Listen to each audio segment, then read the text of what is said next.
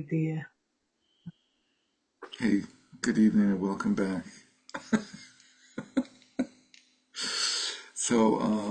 My recollections were on page 268, but I'm sure I'm wrong because I'm always wrong about this. So where were we when we left off that murky night 7 days ago? We we finished page 258. We are in terms of where we left off, which doesn't mean we have to start there. We would be at the beginning of chapter 10. The beginning of chapter 10, the pointing out instructions. I thought we sort of flipped through the beginning and went to the heart of it, but okay, let's Yeah. do that. Let's do that again. So, pointing out instructions, chapter 10, page 259, the process of pointing out instructions in spiritual practice. Not sure what it would be in other contexts, but here it is in spiritual practice. So, it has three parts: the presentation of what is to be ascertained, and then the actual pointing out of conateness, and then eliminating flaws and identifying the point of the meditation.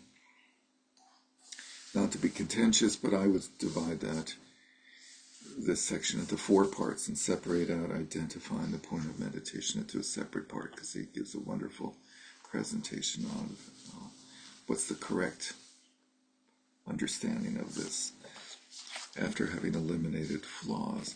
But anyway, the presentation of what is to be ascertained has two sections: determining the abiding state of mind and ascertaining conateness. And the abiding state of mind has these three parts: the essence, nature, and characteristic of mind. I thought we did this. This doesn't sound familiar to anyone, huh? It does sound familiar to me, but We went through it in we have reviewed it a number of times in different times. So let's see. These three, essence, nature, and manifestation, are used for the abiding mode of mind. Actually, there's nothing other on the bottom of this page than the very essence of mind, as the kernels of esoteric instructions states. The essence, which is the emptiness of all entities, is referred to as nature, and manifestation has no meaning other than its own essence.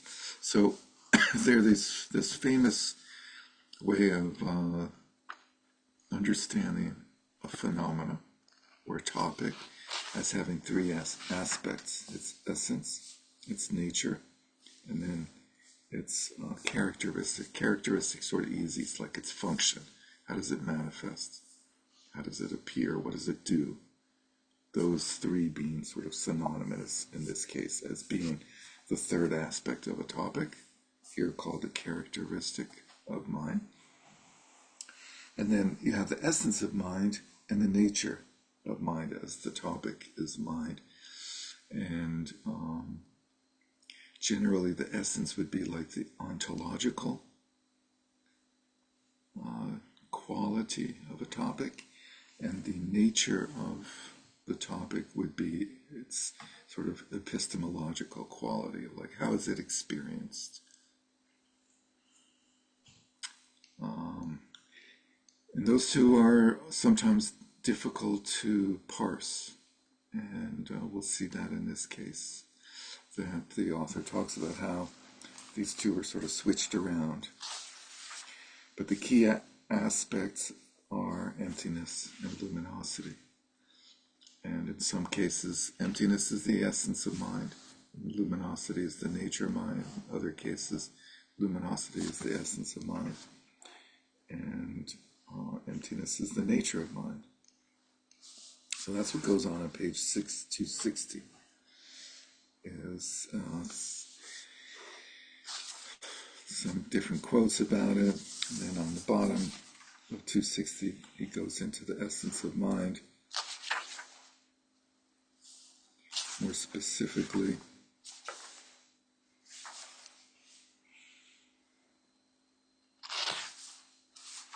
it's a funny division. There's the division is the essence of mind, A, on the bottom of 259, and then there's a segment called the essence of mind again on 260, which basically goes further. And let's see, the best one was on the top of 260. Gampopa introduces this triad.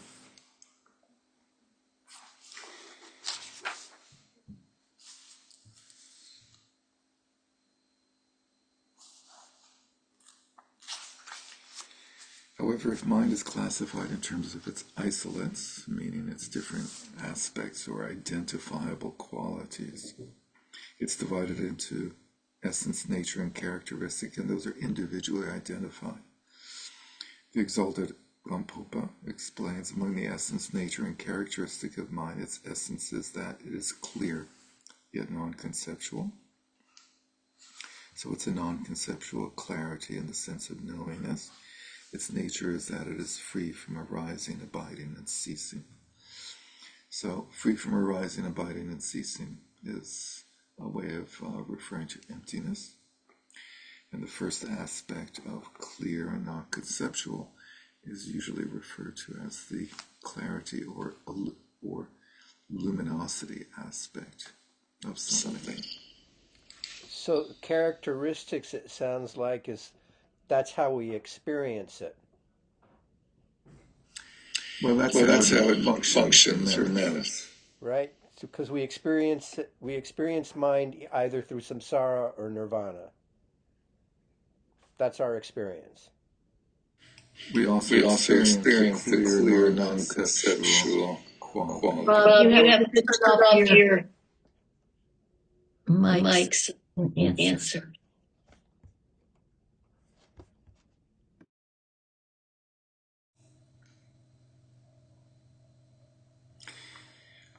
Last week, Rob, we didn't have that problem, but we have it again.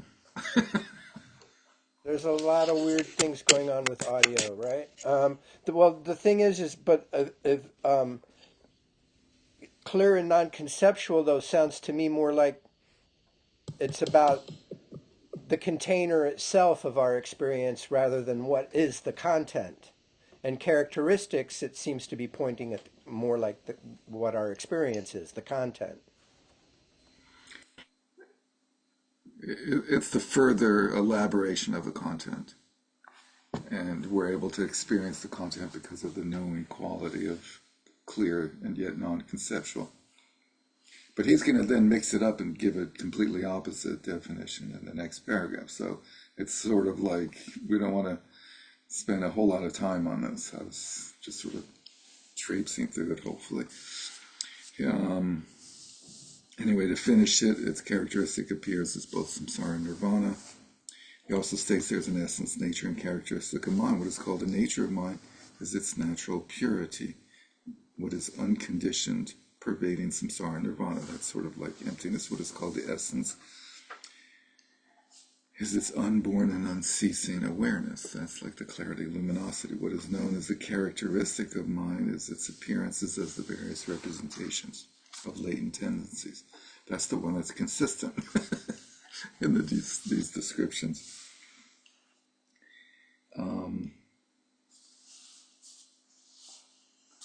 So basically, at the end of this section, he sort of says sum it up. So let's not spend too much time on this, but go on to be the nature of mind.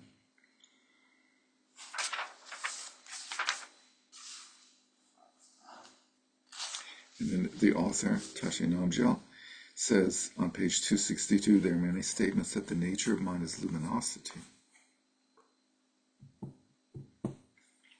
instead of the essence being luminosity. Quotes the Prajna Paramita, the nature of mind is luminosity. That's pretty clear. And in the Lankavatara, mind is natural luminosity. What is luminosity?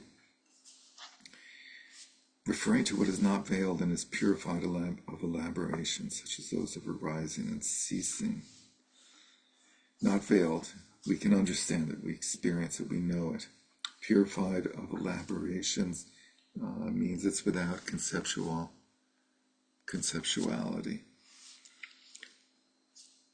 Concepts such as arising and ceasing. What is stainless and devoid of particles, such as those of the skandhas and dhatus.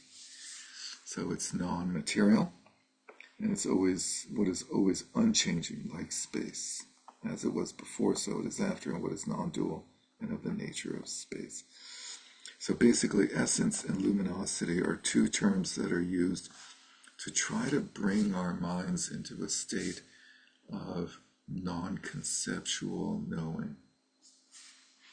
Non-conceptual knowing without content, like space.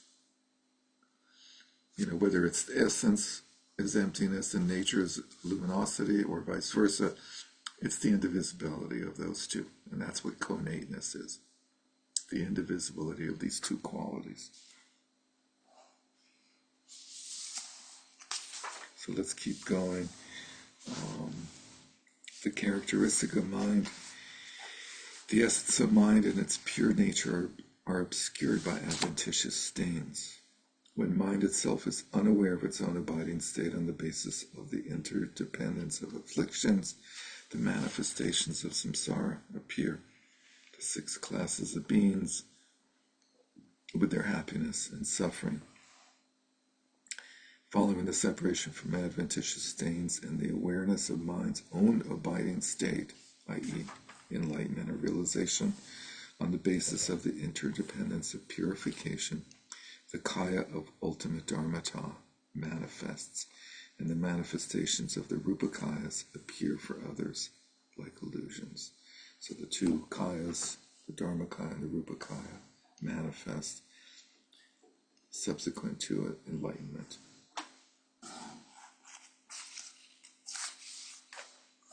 Which is, in other words, the first few sentences were samsara, and the last few were nirvana. So the characteristic of mind is the way that mind manifests samsara and nirvana.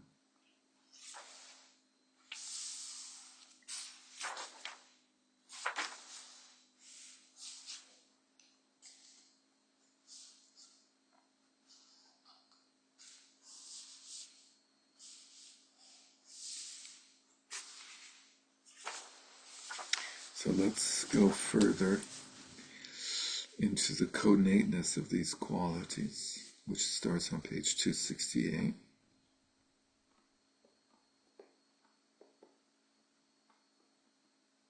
I think I might have said something last week. Maybe it was just to myself. It's probably just to myself. I said the first section about essence, nature, and manifestation or characteristic is a little confusing because it sort of goes back and forth.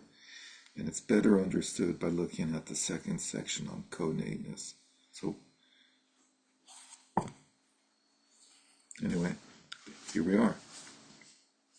The essence of connateness is natural luminosity, which is like space, and is the governing principle of everything animate and inanimate, samsara and nirvana, which sort of includes all 3 aspects that we just went through. Natural luminosity, knowingness, awareness, space, emptiness, everything animate and inanimate, samsara and nirvana. Animate and inanimate, you might think, well, animate is samsara and inanimate is nirvana, but I don't think that's the implication. I think it's just a very simple way of summing up everything. We might say from A to Z. This is stated often, such as in the Vajra Tantra, which has 2 parts, and it's called the 2-part. This is great wisdom which abides in the bodies of all in a mode that is dual, yet non-dual. Typical Buddhist contradictory stuff. It is the primary nature of entities and non-entities, pervading and abiding in the animate and inanimate. So one of the unique features of this is that they've included the non-entities or the inanimate in this connateness of emptiness and luminosity. And Lori. Yeah, I was going to ask about that. How does a rock have a quality of knowing? Is that what it's saying? Or am I misinterpreted? Well, one way of interpreting it is that he's saying that rocks know themselves. But I don't think he's saying that, because all throughout the rest of the book, he's been telling us that rocks are a projection of our own minds. Yeah.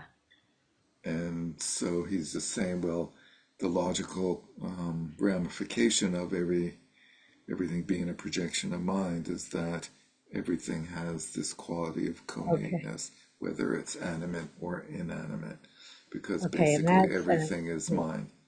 Which, Yeah. it's a little odd. Like, why did they say it this way?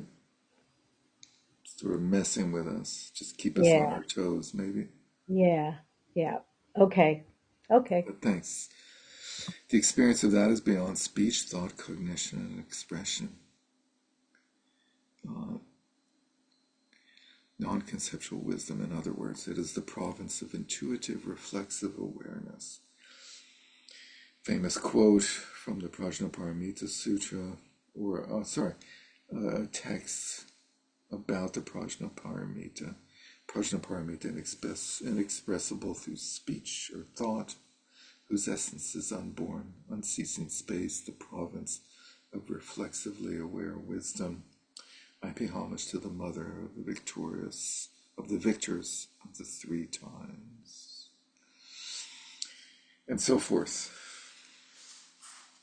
On the bottom, just before the bold, it says from the two-part again.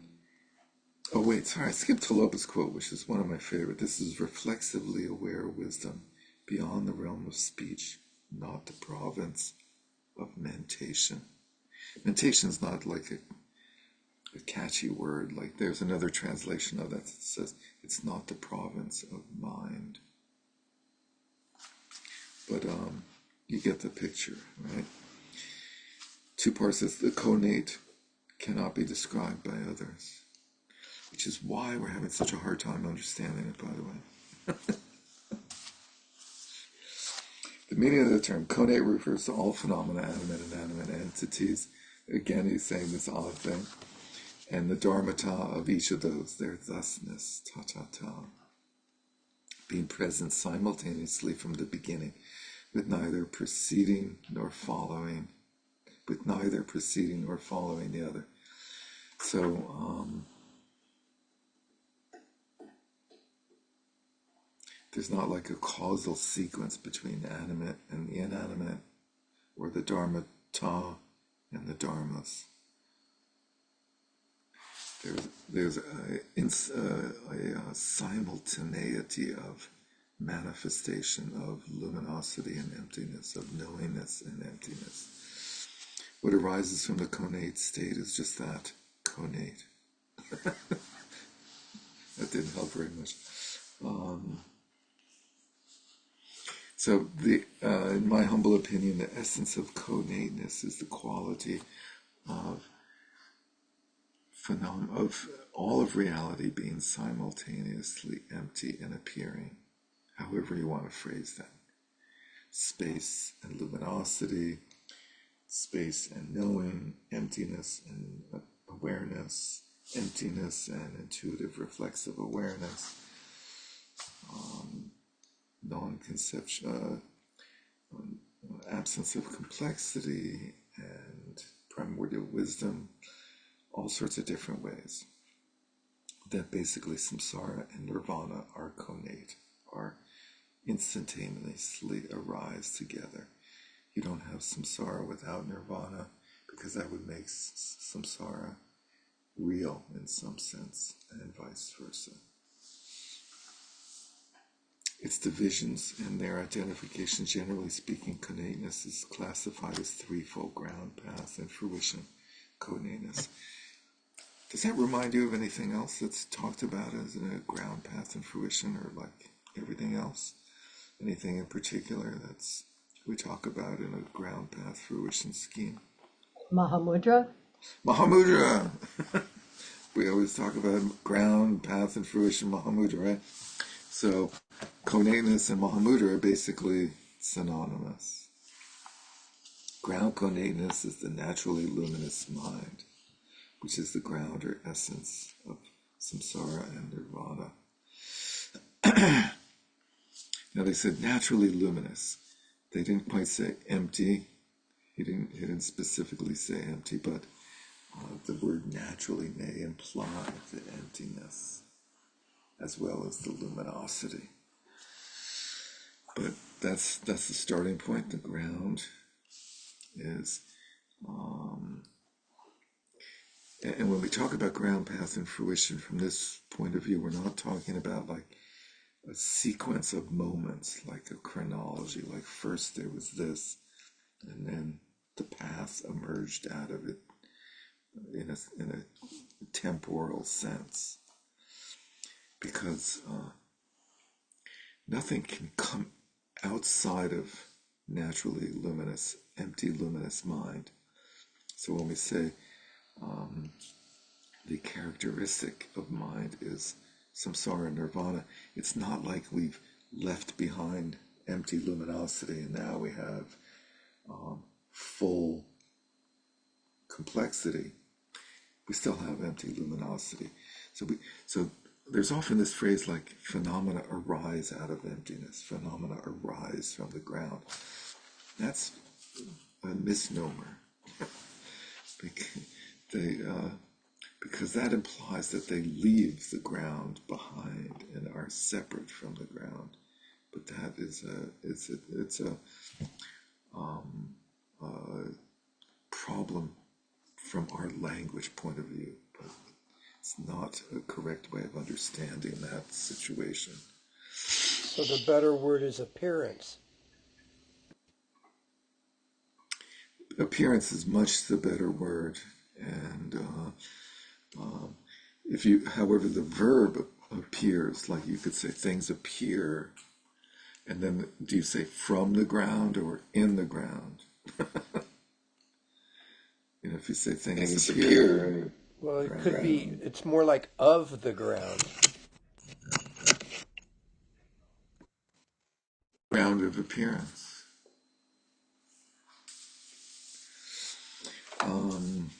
Path conatus is the view that, based on listening, reflecting, and meditating, realizes that the essence of all phenomena is emptiness.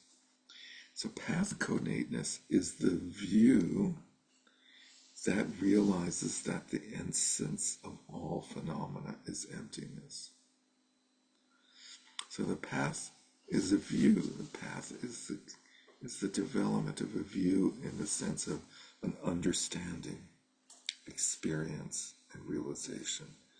And it's based on the 3 stages of cultivation of prajna, or wisdom, listening, reflecting, and meditating in this case.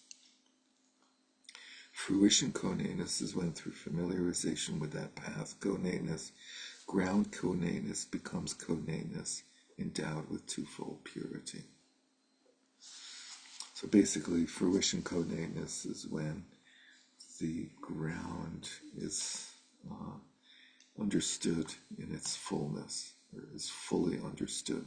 There's one way of saying it, like when fruition conatus is when the ground fully blossoms or develops into the kayas and so forth. But that would be saying that there's a change, that the ground changed into something, which is not really accurate, right? So it's more like when the ground is realized to be the twofold purity. Now, the twofold purity for 10 points. Anyone remember? Sue. I have it in my notes, but it's the inherent nature, Dharma Dhatu, Dharmakaya, Mother Luminosity is one, and the other is made pure through the path, Rupakaya. Is my note. Right. And did we find this in some sort of glossary or something in the back? I think you did. Yeah. Should we look again? Yeah. Twofold purity. And I note Yeah. actualization of potential. Yeah. So the path luminosity. glossary of enumerations. I don't think it was in the two.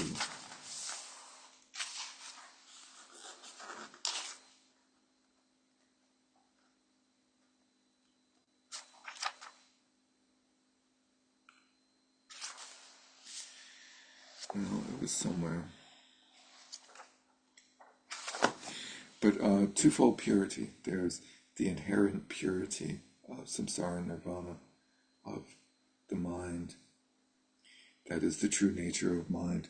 And then there's the purification of the adventitious defilements that is brought about through the cultivation of the path, which is sort of something that only happens from the point of view of the defilements. They feel like they've been insulted and rejected and really discriminated against terribly. But they actually don't exist, so it's hard for them to file any actual complaint. Let's see, the two-part and other text divided into two: natural conateness and the conateness of melting bliss, which is a tantric reference that doesn't quite help us, and he doesn't really say anything about it. And he says the seven city text and the sixfold essence cycle, which is a reference to two separate collections of Mahamudra texts composed in India.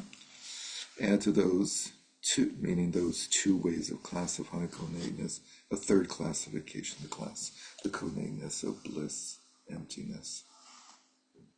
According to those, i.e., all three classifications, natural conateness is the abiding state Mahamudra, the general meaning luminosity. General meaning luminosity is a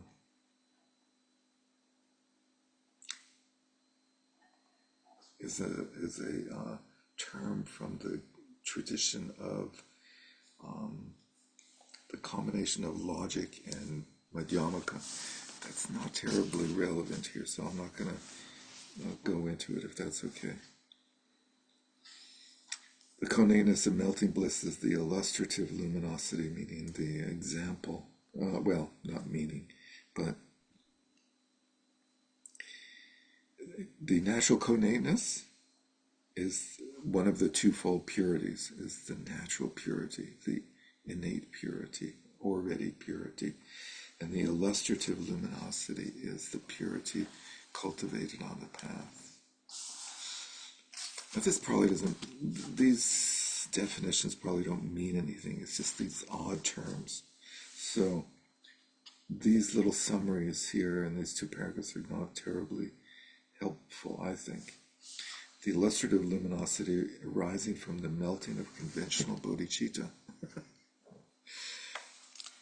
These are very esoteric descriptions in both scholarly terms and then tantric esoteric terms. The conateness of bliss, emptiness, is the actual luminosity, the stage of unification. So the unity of bliss, emptiness, bliss in this case is the positive aspect of appearance. So we would, in Mahayana, we say appearance, emptiness. In tantric Vajrayana, we say bliss, emptiness. And the stage of unification is the culmination stage of all Vajrayana practice, where all polarities, all different aspects are unified, experienced as being not two. We experience unity.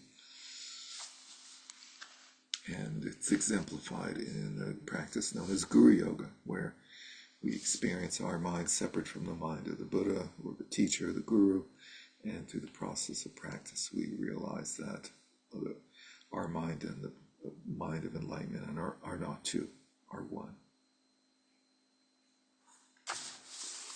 It's also kind of reminiscent of the teachings where the mother light and the other light come together, and that's when the bases change.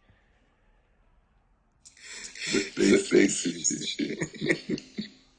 Yeah, so this is what Sue referred to reading from her notes, is that in the course where we went through this a little more deeply, I talked about I fleshed out some of the other terminology that's used for this. And there's one of the terminologies of the twofold purity, the innate purity and the purity of the path, is that of the mother clear light and the child clear light, or the mother wisdom and the child wisdom. The idea that we all are innate wisdom. Innately, we are all wisdom. We are Buddha, wisdom, compassion, power, those three qualities of Buddhahood.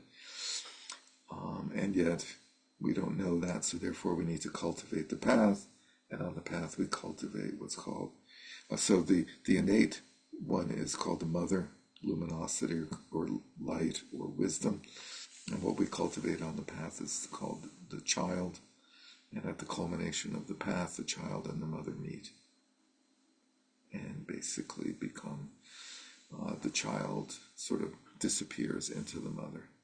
We realize that all there has ever been has been the mother primordial, the mother luminosity, which is the primordial wisdom from the start. So this is, these are used to describe conateness because there's a unity of these, all these different factors right from the start, but the path takes them as separate in order to go about the process of eliminating defilements and opening the possibility for understanding, experience, and realization of our innate wisdom. On 270, I think the most helpful single title in the whole text is "What is relevant in this context?" Because if you're like me, you're struggling for relevancy in all this very complicated, difficult terminology. The exalted Kampopa says there's the conateness of mind itself and the conateness of appearances, and includes all types of thoughts in appearances. So there's the conateness of the nature of mind itself and the conateness of the mind's appearances. And so the conateness of mind is the inseparability of its empty luminosity, and the conateness of the appearances or manifestations of mind as thoughts and appearances or mental events is the inseparability of luminosity and emptiness of the manifestations of mind. So this is what is pointed out in the pointing out process of the Vajrayana tradition, is usually without nearly so much confusing terminology. One is brought into a state where one gains a little bit of recognition of the abiding state of the mind as being beyond conceptuality and yet fully present. A present, empty, knowing wisdom, i.e. wisdom. So what follows in the next couple of pages is a lot more discussion of conateness as it applies to everything under the sun. And on 272 we have the meaning of conate union. What is the meaning of calling Mahamudra instructions conate union? Kampopa taught that in a general sense thoughts are united with the four kayas.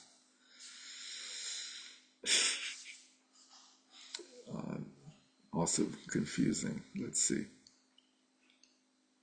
How about this? As explained above, the mind itself, skip the parentheticals, thoughts which arise from the mind, and emptiness. And when they say the dharmata, substitute the word thusness, the thusness of those three aspects of mind itself, thoughts, and emptiness, are primordially indivisible, i.e. conate and inseparable. However, not having realized that mode yet, we take those to be good or bad and to be separate things through the instructions on the ultimate essence, i.e. of the abiding nature of mind, and they pointing out instructions that point out that abiding state as well as the manifestation of mind. We recognize that those do arise and abide as connate from the beginning, those being primarily rather related, the word those relating to the thoughts and appearances. Since these instructions show us that all those are united with the mind itself alone, whose essence is inseparable, they are called connate union. Not sure if that helped any, but maybe a little bit.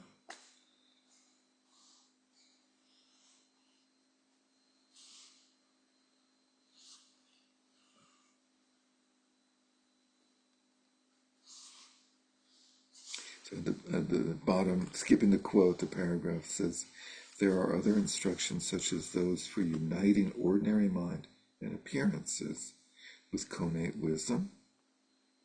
So bringing our normal, everyday experience of mind and its manifestations, understanding that as being inseparable from primordial wisdom, or those for uniting the usual mind and appearances manifesting as characteristics with connate emptiness. So either emphasizing the knowing quality or the empty quality of that inseparability. In brief, everything that appears as dualistic phenomena, such as clarity, which is the sort of knowing and awareness side of the coin, and emptiness. Appearance and emptiness, which is a similar way of talking about the same thing, or awareness and emptiness, or bliss and emptiness. So we see that we can correlate clarity, appearance, awareness, and bliss. And emptiness is emptiness is emptiness is emptiness. That's pretty simple. Is united within the state of connate unification. So it seems like, in summary, connateness refers to the indivisibility of emptiness and what seems like it's not empty. Let's see, the actual pointing out process of connateness is of mind itself, of thoughts and appearances. Briefly, let your mind be naturally, pointing out connateness of mind itself, let your mind be naturally settled in its intrinsic state, free from the faults of dullness or agitation. Those are the faults of shamatha, right? Not distorted by positive or negative thoughts. Look at your mind, with your mind, rather. Look with your mind. Not sure what else you would look with. At the abiding state or abiding mode of that mind. When you do so, all subtle and coarse manifestations of thoughts are not blocked. So we're not turning off the activity of mind, but they are self-dissolving, self-purified, and self-pacified within the light of our investigation. In a state in which nothing is identified, so we're not labeling. Because we're not labeling, the appearance, the manifestations or activity of mind sort of fizzles. We're not giving them any energy or gas. In a state in which nothing is identified, a naked or quiet stillness will occur.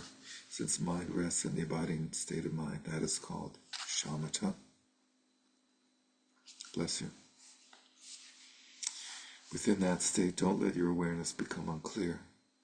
Don't slip into a neutral or indifferent state of confusion or lack of mindfulness. The essence of mind is clear, yet unceasing. Unceasing means it's constantly like moving, it's constantly evolving, it's constantly illuminating, manifesting. It is reflexively aware and reflexively clear.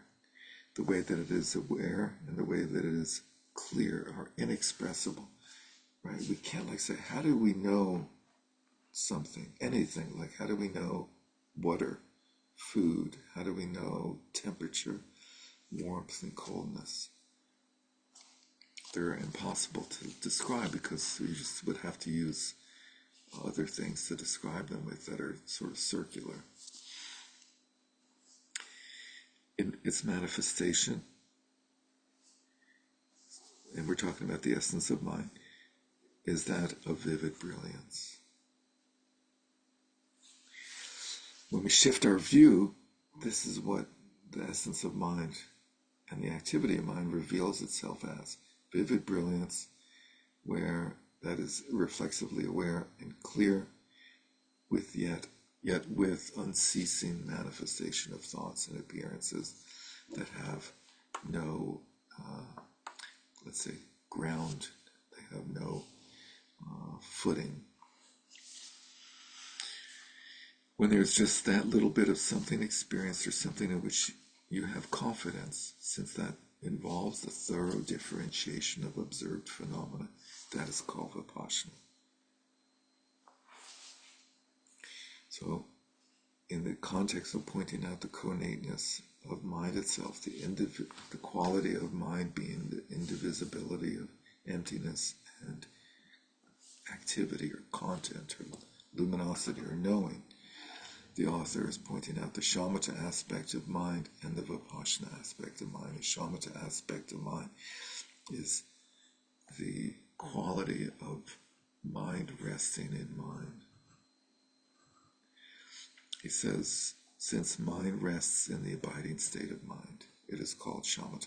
So mind resting in itself is shamatha, which doesn't mean there's no thoughts. We can rest in thoughts. And then the vipassana aspect is the aspect of thorough differentiation of observed phenomena, is clearly identifying, clearly knowing thoughts and appearances as thoughts and appearances, which doesn't mean knowing them as separate from mind, but just knowing their arising, their abiding, and their ceasing, knowing their qualities. And that knowingness, that differentiation is vipassana. That subtle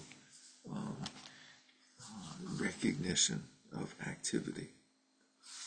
This is explained in the root text and commentary on Maitreya's ornament, because on the basis of correct stillness, mind rests in mind. Because phenomena are thoroughly differentiated. Those are shamatha and vipassana. Shamatha and vipassana can only be shown to be different as isolates. What a weird term. As like two aspects of the same thing. Actually, they're not different. Shamatha rests right within vipassana. So shamatha is the still, open, empty quality of vipassana. Reflexive awareness and reflexive clarity. That aspect of mind of reflexively aware, meaning aware of itself, and reflexively clear in itself. Doesn't need to be clarified by something else. Vipassana is reflexively aware of and clear about the qualities of shamatha. It knows, we know when our mind is still, we know when it's distracted. Resting in nature mind with its essence not veiled by conceptual characteristics. Thus they are the one-pointed mind in which shamatha and vipassana are inseparable and unified. The sutra unraveling the intent, Sandhi Nirmochana, teaches at what point do shamatha and vipassana mix and become evenly unified. As what Maitreya asks the Buddha. The Buddha says, when there is attentiveness to the one-pointed mind. The attentiveness is vipassana, and the one-pointed mind is shamatha.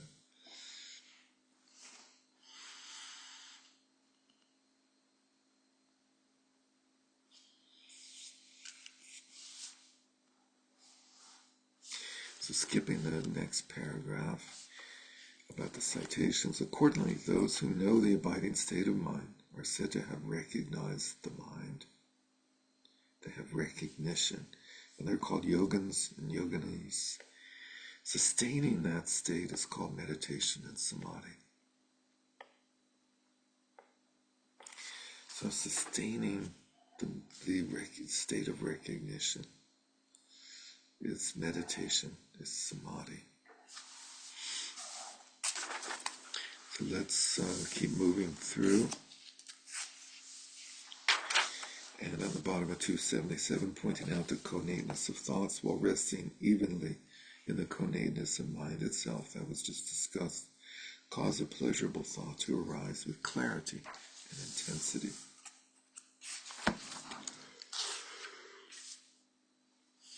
Or provoke a passionate or aggressive thought. Whatever's easiest for you to have a feeling of, strong feeling of a thought. When one arises, look directly at its appearing mode.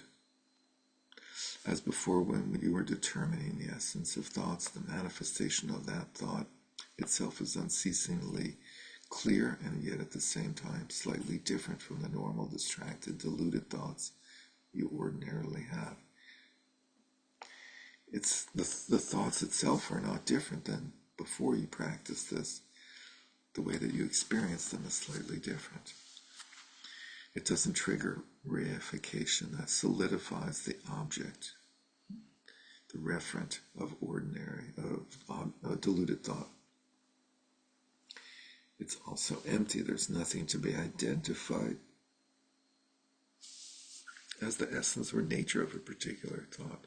In that way, clarity, the manifestation of a thought. That's an interesting phrase. Clarity is the manifestation of a thought. That's not the way we usually use the word clarity, right? Clarity is appearance, right? We just saw a scheme of phrases that were synonymous, that had clarity, awareness, appearance, and bliss as all synonymous on the one side, and the other side was emptiness all the way through. So here we have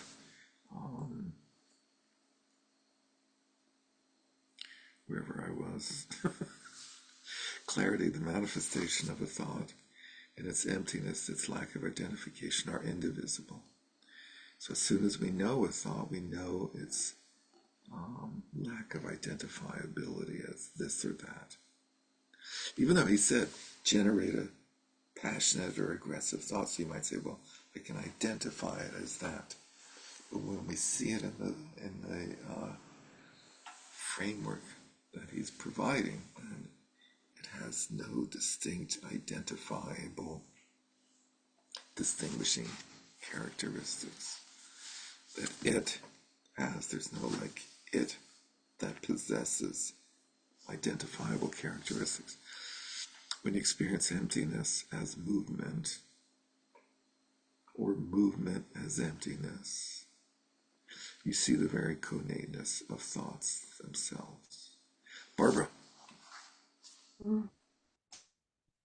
That sentence, in that way, clarity, the manifestation of thought, I feel like that comma messes it up, sort of, for me. Those commas. That comma after thought. Kamala. The thought and its emptiness. Thought and its emptiness. I feel like the comma is in that way, clarity. So if we, the way the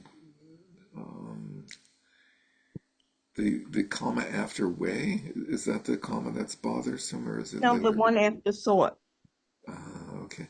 In that way, clarity, the manifestation of a thought and its emptiness. So if we take away the comma after the word thought, then we're defining clarity as the manifestation of a thought and its emptiness. But One way you can think of it is like put parentheses around those two phrases instead of commas. Like the manifestation of a thought is basically referring to clarity. If you just kind of put it in parentheses, it's sort of like just an elaboration, I think, right? And then same with its lack of identification relative to emptiness. If you put that in parentheses, maybe instead of commas, does that help at all? yeah, really the sentence is simply In that way, clarity and its emptiness are indivisible. And the interesting part about that is its emptiness, which the it, I'm not convinced that the it refers to the emptiness. I think the it refers to sort of mind as a whole, but Well, in one sense, grammatically, it seems like it would be referring to the it has, yeah, clarity's grammatically it empty. does. It Clarity's empty. does. Yeah. Anyway, It's really problematic to try and parse a non-dual situation.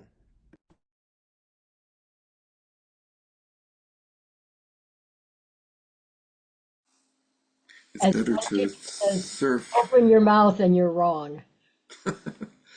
It's better just to surf on the non-dual situation by realizing that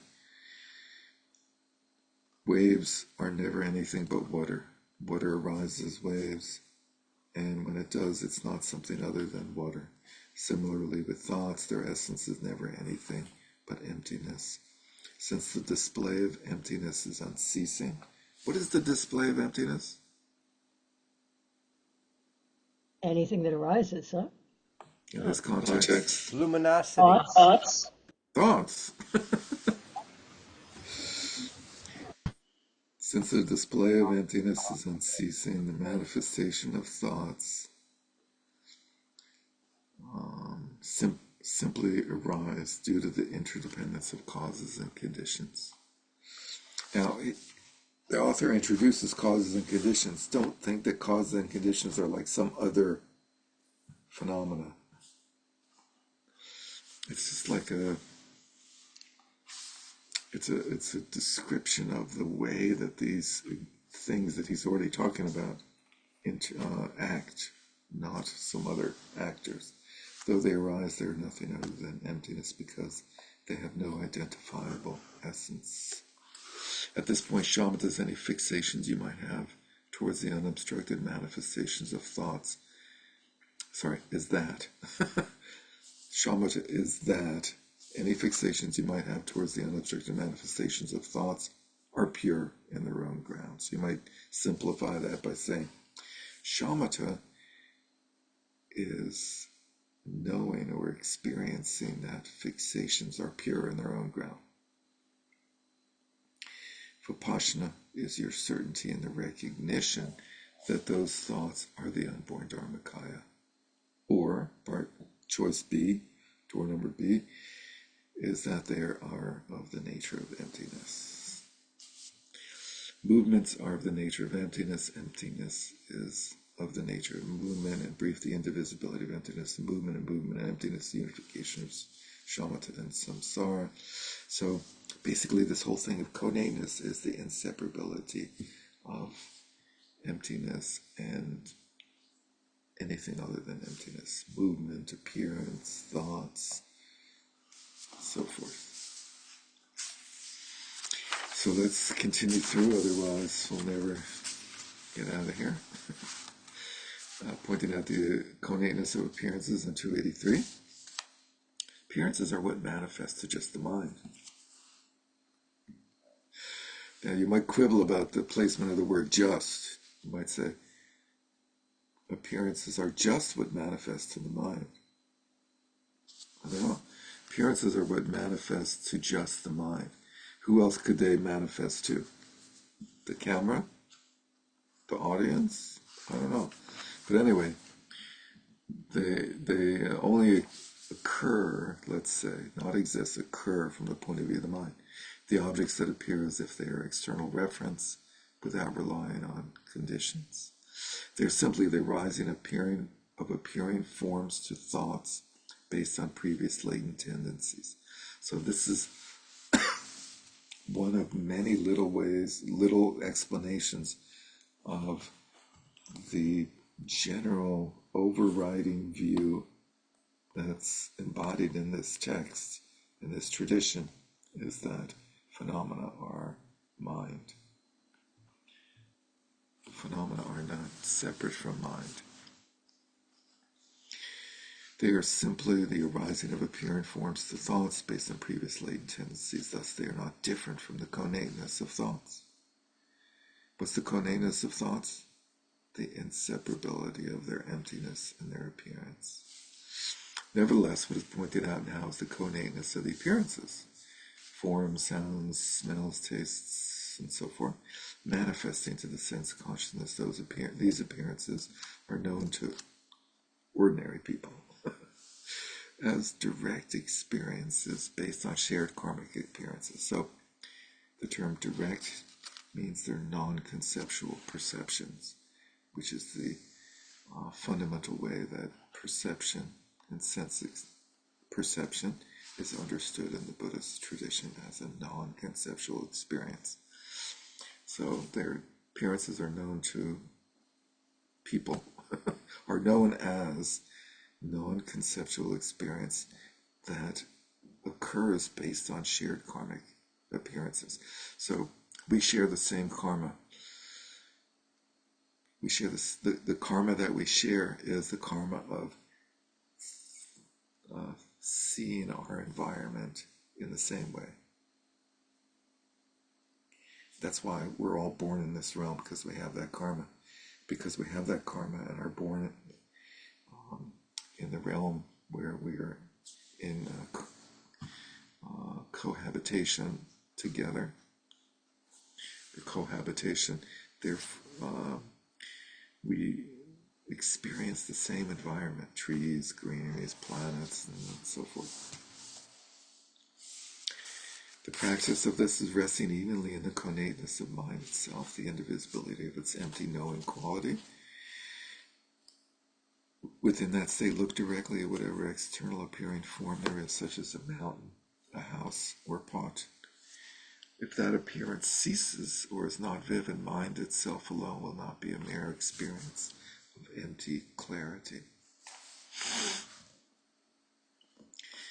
As before, when you were determining the essence of appearances, the characteristic of appearances, however they manifest, is clarity, knowingness. Appearances are that which can be known, which is their clarity.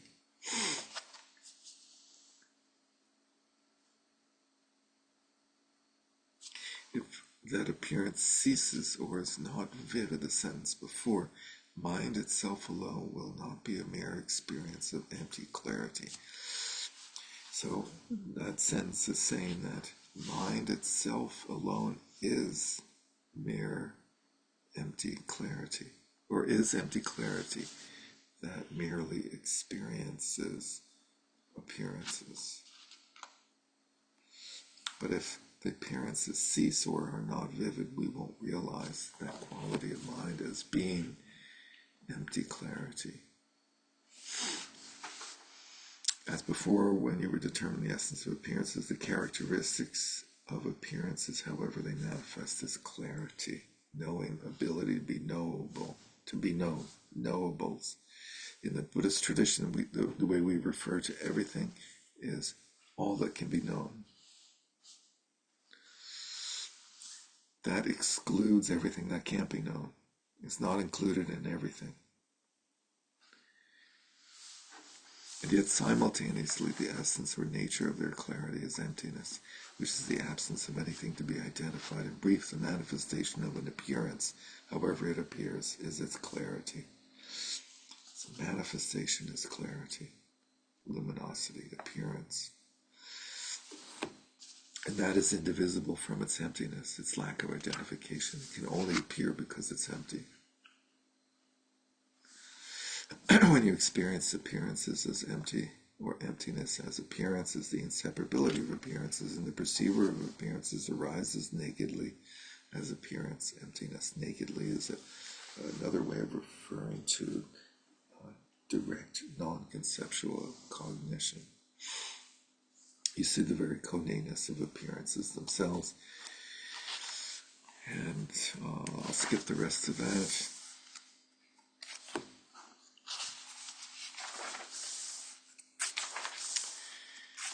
Eliminating flaws on page 288, or rather the explanation of mistakes in meditation.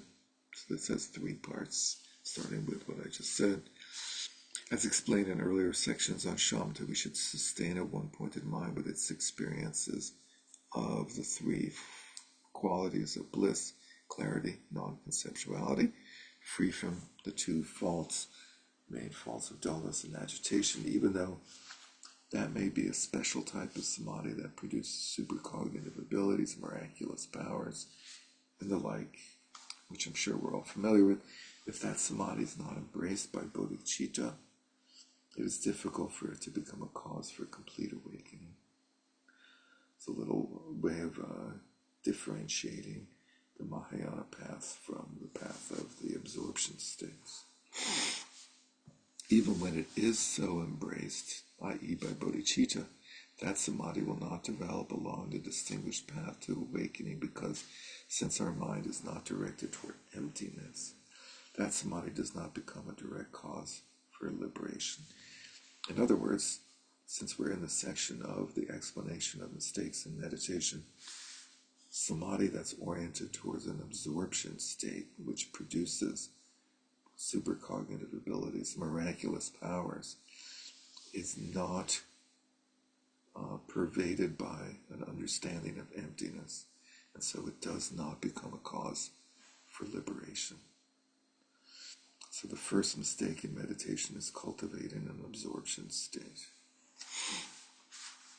Skipping, the quote, "Those who don't know emptiness are not receptive vehicles for liberation. Those confused beings will circle in the prison of existence as one of the 6 kinds of beings.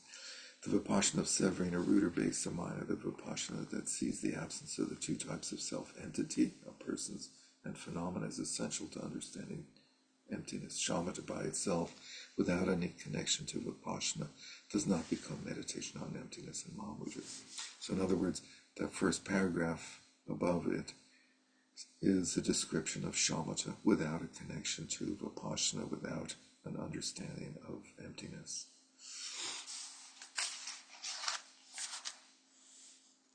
On 289, those who have heard the Dharma just a little and study with a guru for only a short period of time can develop an approximation of meditation, but the natural automatic consequence of not knowing how to sustain that is that they will lose certainty in vipassana, and their mindfulness and alertness in samadhi will become slack.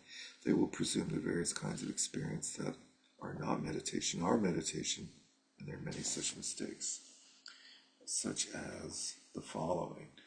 So, if you pursue meditation without understanding the view, then your meditation will be limited. For some of us, sustaining,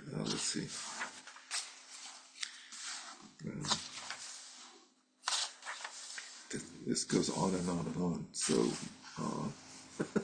let's not go into the full detail of these, but I urge you to read them because they're amazingly subtle and illuminating.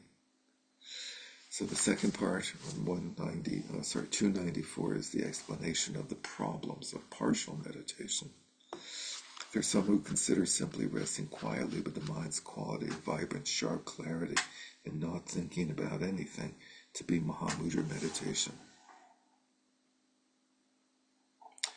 Yeah, I mean, that's sort of pretty close to Mahamudra, right? What's missing? That is shamatha samadhi, free from the faults of dullness and agitation. It's not really Mahamudra meditation, since it lacks the vipassana certainty, and it's just an experience of the mind's empty clarity. It's a tricky one because it sounds like, what's the problem? Empty clarity of the mind. Wasn't that conateness? Wasn't that what he just went on and on about for many pages?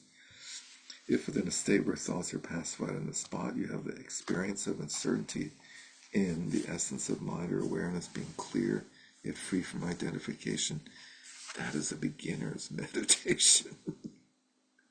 So that's the starting point. That's a good start. What do you call 10,000 lawyers chained at the bottom of the ocean? A good start.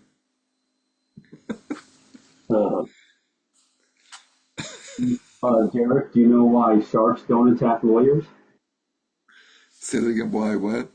Why don't sharks attack lawyers? Professional courtesy. Thank you, Daniel. Adding that to the long list of bad lawyer jokes.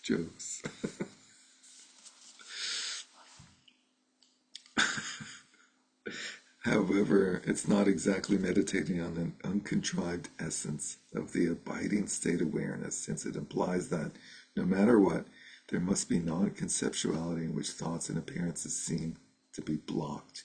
With that approach, it will be difficult to give rise to meditation during post-meditative attainment. So, this is not an obvious explanation of the limitation of this meditation. There's a subtle difference, which is somewhere embedded in this phrase, in which thoughts and appearances seem to be blocked. It's sort of a one-sided meditation that favors the absence of thoughts and appearances, which we all do, right? From the start, we're like happy when we have less thoughts and appearances, and we think that that's the goal, is to have less and less. So he continues with further subtleties about these different problems of partial meditation, because it was off to a good start, so to speak, but then it petered out, so to speak. Identification of flawless meditation. Oh, okay, it's going to tell us what the right thing is. It says 3 parts, starting with the way the abiding state of mind is taught to be ordinary mind. Although the uneducated generally assume that what is called ordinary mind is the regular, normal, confused mind, it is not that at all. So we've seen this term ordinary mind used a lot, and it's not like the confused mind of the person on the street, so to speak.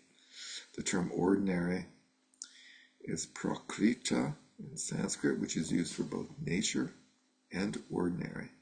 Therefore, it means the natural mind. And that means it is naturally luminous. It is the mind that is neither contrived nor adulterated by anything. It is settled in its natural state and rests in its own basic nature, its own state. This use of this expression, ordinary mind, for that mind is not confined to the followers of the Tokpo Kagyu. Tokpo Kagyu is the segment of the Kagyu tradition that streams out of Gampopa, since he was the physician from Tokpo. It is used by others. So this is comparable to what is called Rikpa in the Nyingma Dzogchen tradition. Okay, so B on page 297, identifying the features of that ordinary mind. Although there are many references to ordinary mind, there are few who clearly identify, and therefore I will discuss it here.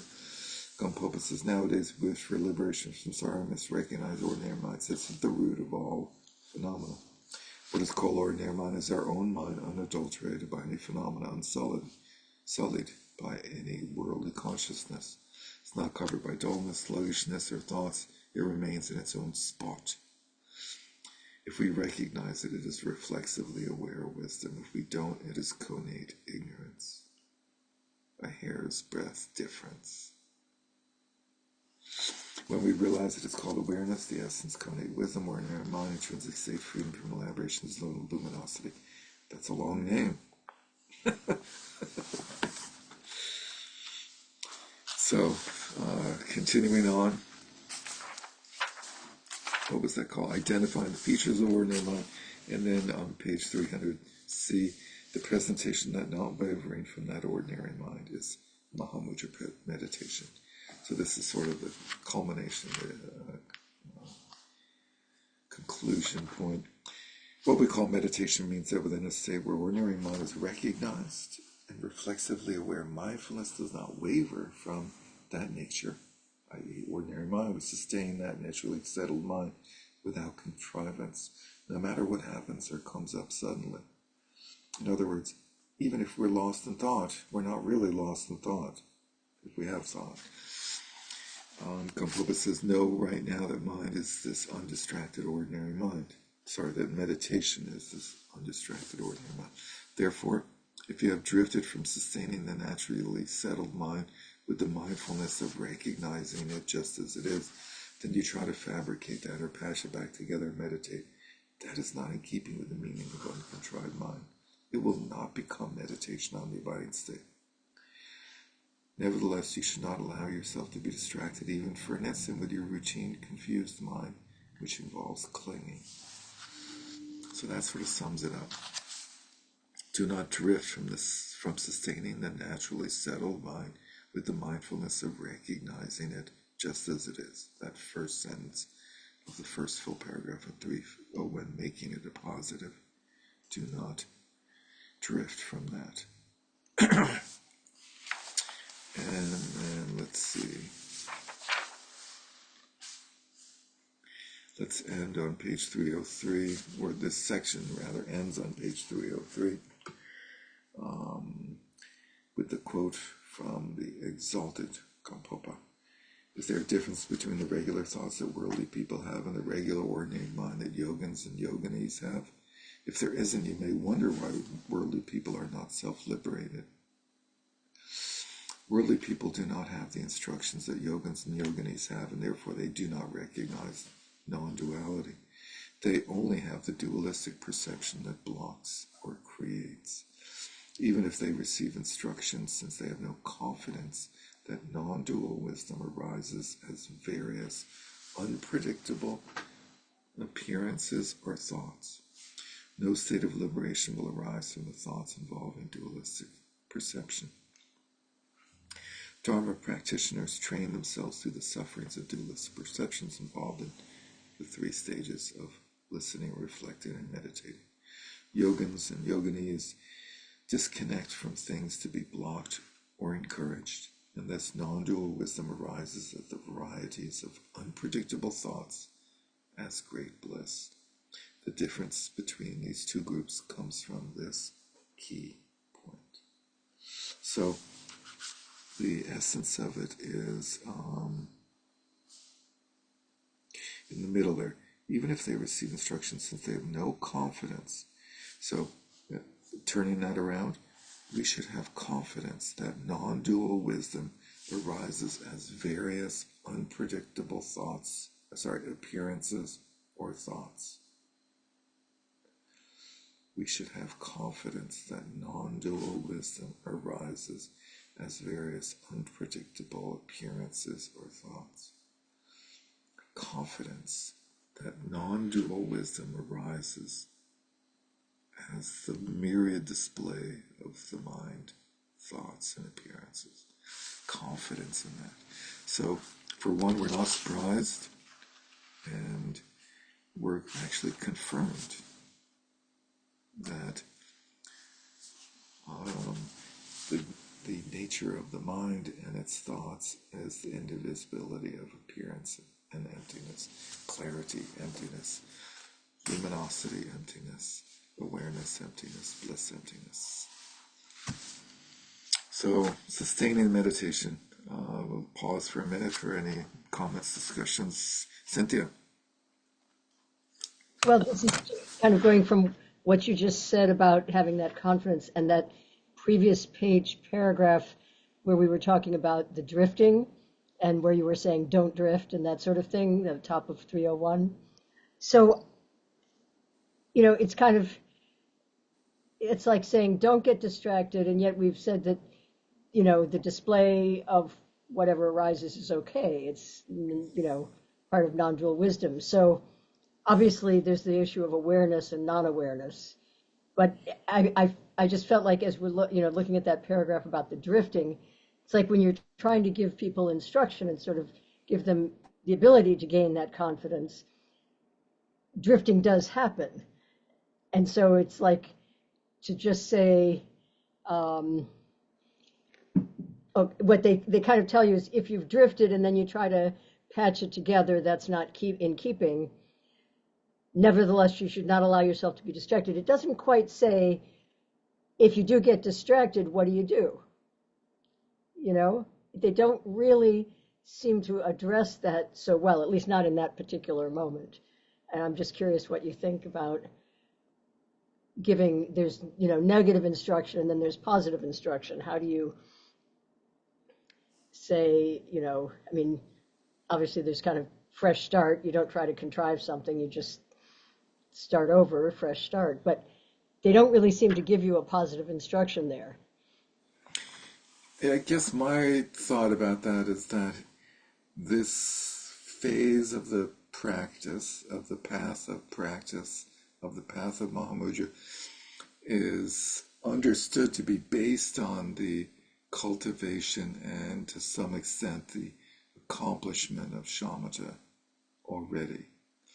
And that in the cultivation and accomplishment of shamatha, we learn how to not be distracted and not to drift by cultivating mindfulness, awareness, and heedfulness. Okay, so you're saying that basically this is not it's a different stage, and that people that are working at this level would not be dealing with distraction that way.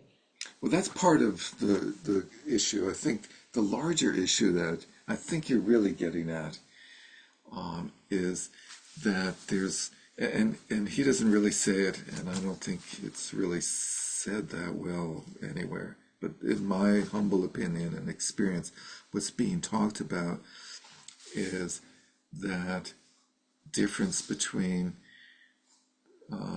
being drawn away into thoughts versus not being drawn away into thoughts, even though there are thoughts. Right? So we can be meditating and there'll be thoughts, and yet we're still completely present and aware and cognizant that we're having thoughts. Whereas when earlier in our meditation practice, we're in the thoughts and we forget that we're in a meditation posture. We might even forget that we're meditating if we're in a group or whatever it is, and that those are vastly different experiences. That we gradually develop this ability to be, and it's hard to know what to call it. What do you call it? To be something, to be aware, to be present, to be, they're calling it to be undistracted within discursiveness. It's hard to sum up. There's thought where you're drawn away into it, and there's thought where you're not. So do those have different names? It's like,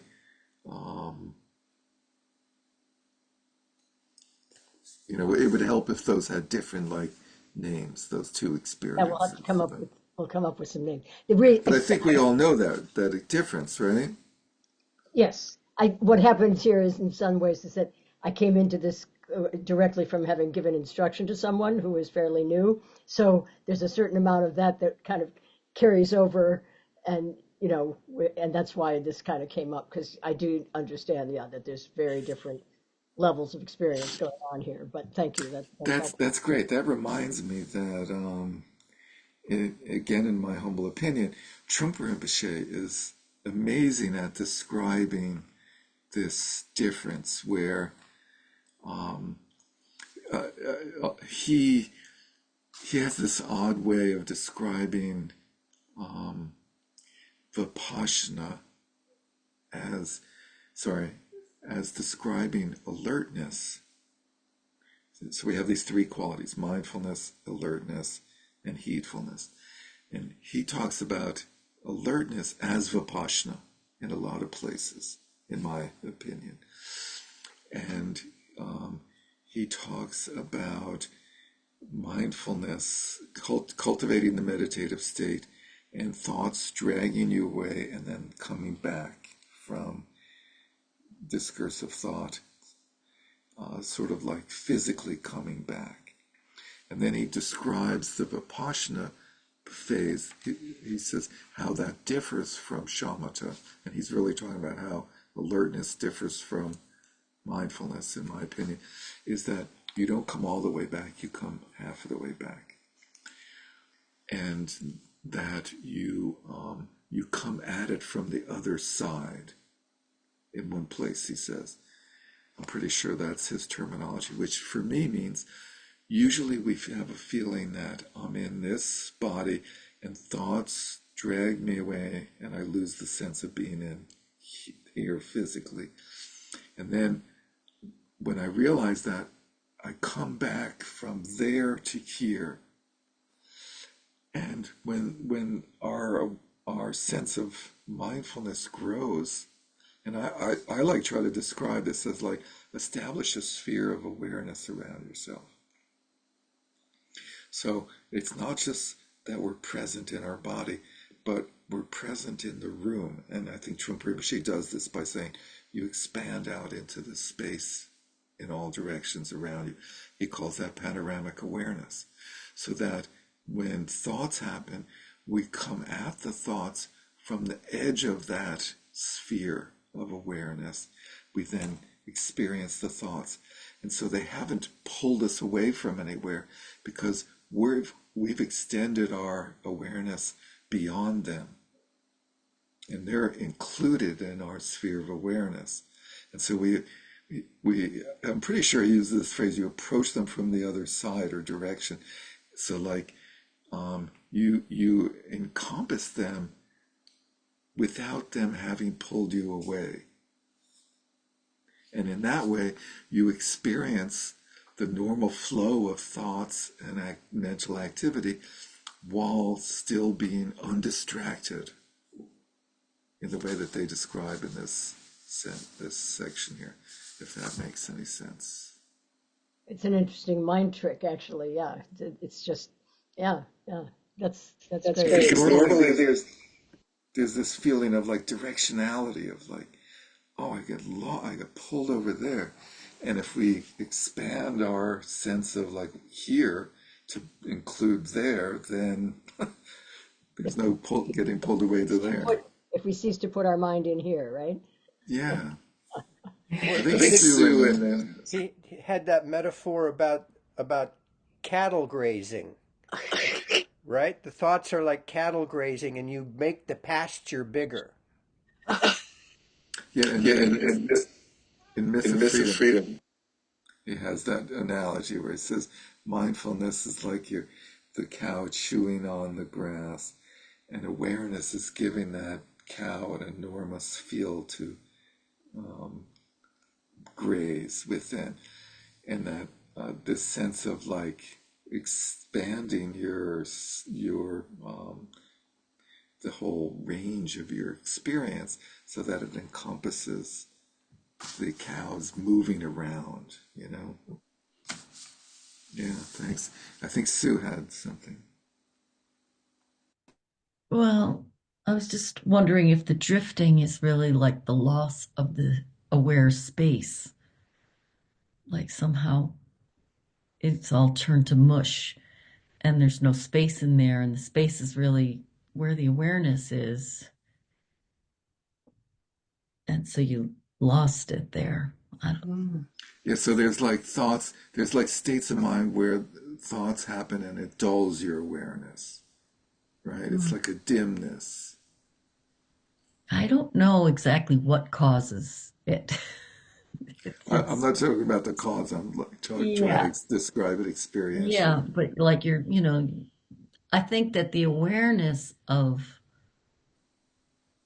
thoughts is because the awareness is all around them, like they're, or, so.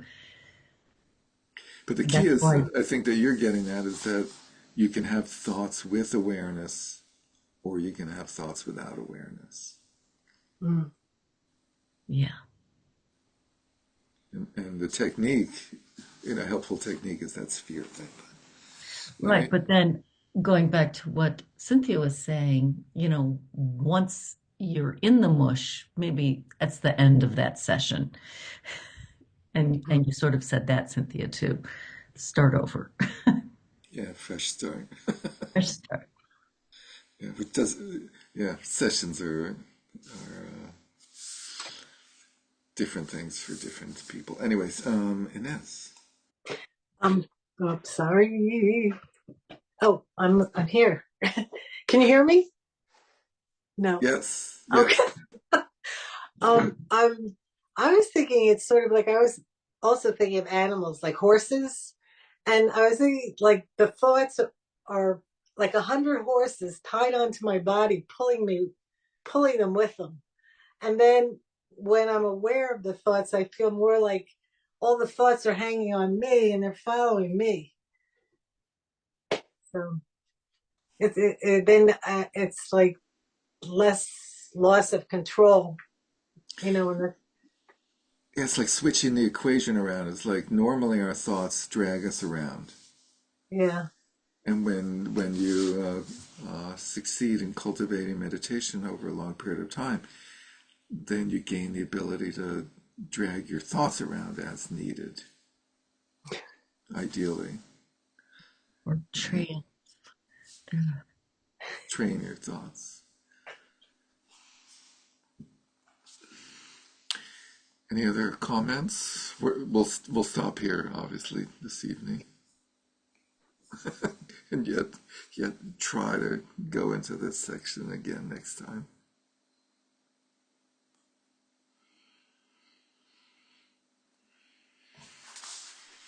Okay. It's really helpful. It's very helpful today. Thank you. Okay, good. So that's hopefully that is helpful to everyone and provides a good point of departure for then going into the remainder of the material for this course. So let's end there and conclude with our dedication.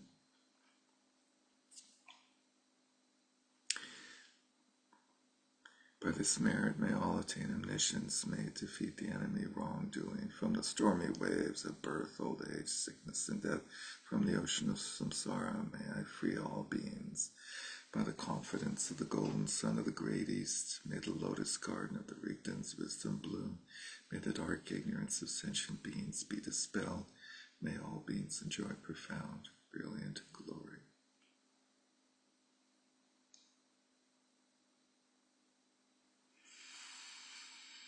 Thank you, everyone. Thank you. Thanks a lot.